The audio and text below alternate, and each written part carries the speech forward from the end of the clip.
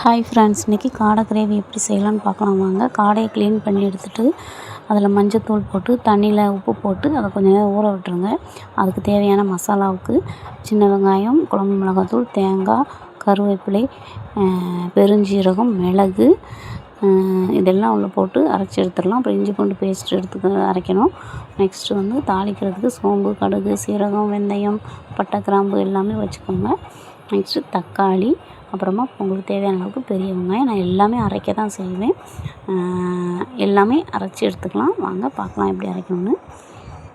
இப்போ காடையை நான் க்ளீன் பண்ணி எடுத்துகிட்டேன். திரும்பவும் இது வெங்காயம், பெரிய வெங்காயம் அரைச்சி வச்சுருக்கேன். இது தாளிக்கிறதுக்கு தேவையான பொருட்கள் பட்டை, சோம்பெல்லாம். அப்புறம் இது வந்து மசாலா அரைச்சல அது. இது இஞ்சி பூண்டு பேஸ்ட்டு. இது வந்து தக்காளி.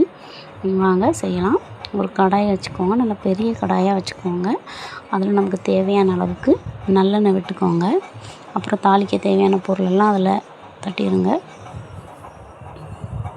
லைட்டாக வாசனை வரும். அந்த கடுகு பொரிஞ்சு அந்த வாசனை வந்தாலே போதும். இப்போ கருவேப்பிலை போட்டுக்கலாம். அப்புறம் ஃபஸ்ட்டு வெங்காயத்தை போட்டுக்கோங்க. அரைச்சி வச்ச வெங்காயம் இந்த அளவுக்கு வதங்கினா போதும். தெரியும், நமக்கே ஒரு வாசனை தெரியும். அப்புறமா தக்காளி, அதையும் நல்லா வதக்கிக்கோங்க. எல்லாமே நான் அரைச்சி தான் யூஸ் பண்ணுவேன். பொடி போட்டு வச்சுட்டு பாருங்கள், இந்த அளவுக்கு வரணும் வெங்காயமும் தக்காளியும் சேர்ந்து. இந்த ஸ்டேஜில் வந்து இஞ்சி பூண்டு பேஸ்ட்டு போட்டுக்கலாம். விழ மாட்டேங்குது. இஞ்சி பூண்டு பேஸ்ட் போட்டு மிக்ஸ் பண்ணி விட்டுட்டேன். இப்படி ஒரு அந்த மணமே ரொம்ப நல்லாயிருக்கும். அந்த ஸ்டேஜ் வந்ததுக்கப்புறமா நம்ம அரைச்சி வச்ச மசாலா போடுங்க. அது வெங்காயம், தேங்காய்லாம் அரைச்சோம்ல, அந்த மசாலா போட்டு மிக்ஸ் பண்ணி விட்ருங்க. அதுவும் ஓரளவுக்கு நல்லா வந்ததுக்கப்புறம் உப்பு சேர்த்துக்கோங்க. உங்களுக்கு எவ்வளோ தேவையோ அவ்வளோ உப்பு சேர்த்துக்கோங்க. நான் கொஞ்சம் அதிகமாகவே உப்பு சேர்த்துப்பேன். நெக்ஸ்ட்டு கழுவி க்ளீன் பண்ணி வச்சுருக்கேன் அந்த காடையை உள்ளே அப்படியே போட்டுருங்க. போட்டு அதையும் நல்லா மிக்ஸ் பண்ணி விடுங்க. பாருங்கள், இந்த அளவுக்கு மிக்ஸ் பண்ணி விட்டுட்டு உங்களுக்கு தேவைன்னா தண்ணி சேர்த்துக்கோங்க. ஏன்னா காடையிலே தண்ணி ஊறி வரும். இப்போ நான் வந்து மிக்ஸிக்கு இப்போ கழுவி தண்ணி ஊற்றிக்கிறேன். பாருங்கள், எனக்கு தேவையான அளவுக்கு நான் தண்ணி விட்டுட்டேன்.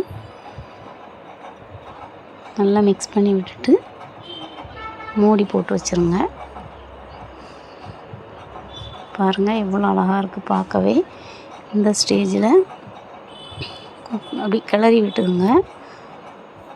எவ்வளோ அழகாக இருக்குது பாருங்கள் ஃப்ரெண்ட்ஸ். இந்த காடை கிரேவி என் பையனுக்கு ரொம்ப பிடிக்கும். அவன் சிக்கன் கூட ரொம்ப விரும்பி சாப்பிட மாட்டான். காடன் கிரேவி தான் சொல்லுவான். அப்புறம் லாஸ்ட்டு ஸ்டேஜ் வந்தாச்சு. இந்த நேரத்தில் கொத்தமல்லி தழை போட்டு கொஞ்சம் மிளகுத்தூள் போட்டுக்கோங்க. பச்சை நல்லெண்ணெய் கூட ஊற்றலாம், ரொம்ப டேஸ்ட்டாக இருக்கும். அதை நான் காமிக்கல வீடியோவில். ட்ரை பண்ணி பாருங்கள். ஓகே, பாய்.